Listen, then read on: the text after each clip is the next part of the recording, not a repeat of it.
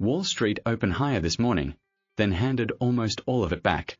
Fresh US strikes on Iran overnight pulled stocks off their highs into the close, and buried in the bond market is the number that actually matters for your portfolio today. Let's get you the scorecard first, fast and clean.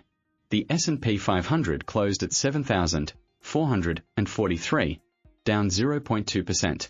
The Nasdaq barely moved, finishing at 25,508, down less than 0.1%, its best relative showing in over a week.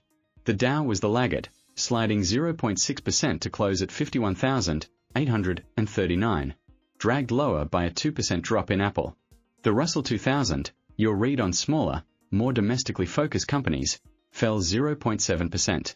The VIX, Wall Street's fear gauge, sat around 18, still elevated from last week's scare but nowhere near panic territory. The 10-year Treasury yield climbed to around 4.57%, its highest level in weeks. Gold pushed up to around $4,027 an ounce, a fresh sign investors want a safety net.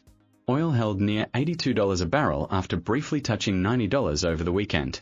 And Bitcoin was essentially flat, sitting around $64,700. So what actually drove today? First, and this is the story running underneath everything, the conflict between the United States and Iran escalated again overnight. The US carried out a 9th consecutive night of airstrikes, and a 3rd American service member was confirmed killed. That's serious, and markets know it. But here's the nuance that matters for you. Iran's foreign ministry left the door open to talks through mediators, and that single comment is likely why stocks only gave back their gains instead of falling off a cliff.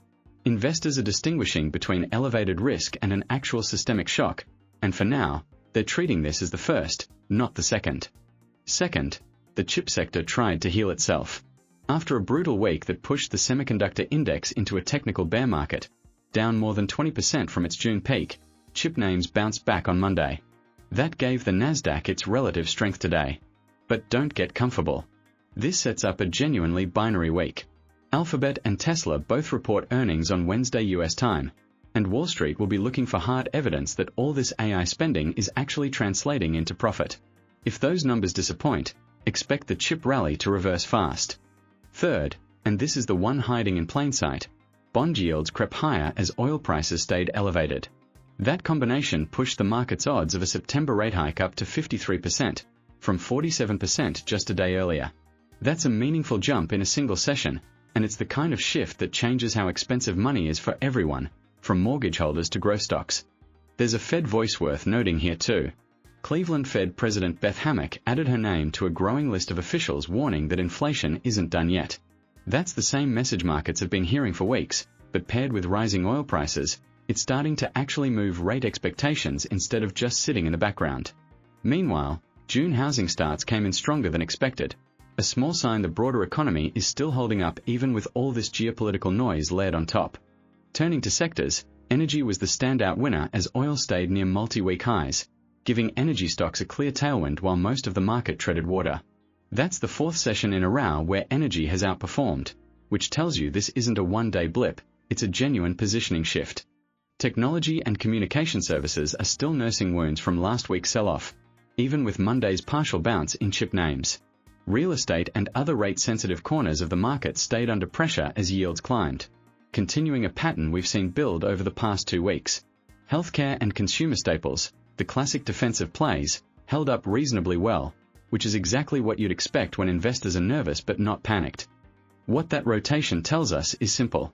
Money is still cautious, still leaning towards safety and hard assets, and still waiting for a clear signal before it commits back into high-growth names. This is a market in a holding pattern, not a market making a decision. Now, what does all of this actually mean for your money here at home? First, the open. Expect the ASX to open flat to slightly lower, somewhere in the order of 0.1 to 0.3% down. This wasn't a gap-down session in the US, so there's no shock coming, but there's also no reason for buyers to get aggressive at the open either. Second, sector exposure. Energy is your clearest signal today. With oil sitting at 5-week highs, names like Woodside, Santos, and Beach Energy are directly in the flow of this move, and that's the kind of overnight tailwind you don't get very often as a genuinely clean read-through. On the flip side, watch the rate-sensitive property names, Goodman, Center, and GPT. given that 10-year yield just pushed higher and rate hike odds just jumped. Property has been quietly underperforming for weeks now, and today's yield move doesn't help that story. There's also a tech angle worth flagging. Local names tied to the Nasdaq, think WiseTech, Xero, and Seek, could stay choppy heading into Wednesday's Alphabet and Tesla results. If you're holding any of these, this week is genuinely not the week to expect calm, steady moves. Third, commodities.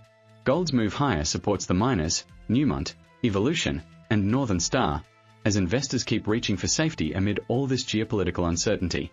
Oil strength is the more actionable story though, and it flows straight through to the ASX energy complex.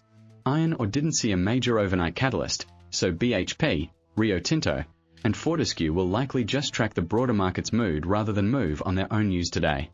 Fourth, the Australian dollar. It's sitting firm around 69.4 US cents, close to a one-week high, partly because our own Reserve Bank has been flagging the Iran conflict as a genuine risk to our economy too. A firmer Aussie dollar is a small headwind for exporters translating US dollar earnings home, but it's a quiet tailwind if you're an importer or you're traveling. Fifth, one name to watch today. Woodside Energy. It sits right at the intersection of everything happening overnight, elevated oil prices, an unresolved Iran conflict, and a fresh threat from Houthi forces to disrupt shipping near Saudi Arabia. That's about as clean a read through as you'll get from an overnight session to an ASX open. So here's what to actually watch during today's session. First, keep an eye on energy stocks at the open. If Woodside and Santos open with real strength, and we are talking a solid green open, not just a token gain, that confirms the market is pricing in the oil story properly. If they open flat despite oil sitting at 5-week highs, that's a sign the market's already looking past it and pricing in a resolution. Second, watch bond proxies like the big rights. A soft open that would confirm yields are the story weighing on rate-sensitive names today. A flat or steady open despite the yield move would suggest local investors are more relaxed about rates than Wall Street currently is.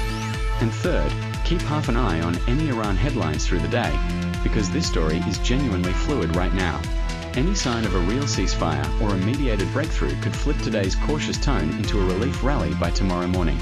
Any sign of further escalation, and energy names could run further while growth stocks stay under pressure right through to Wednesday's big earnings. If this saved you 10 minutes this morning, hit subscribe and turn on the bell, because tomorrow's session could look completely different depending on how this Iran story develops. Drop a comment and tell me, are you buying the energy strength today, or sitting on your hands until we get more clarity? I read every one. See you before the open tomorrow.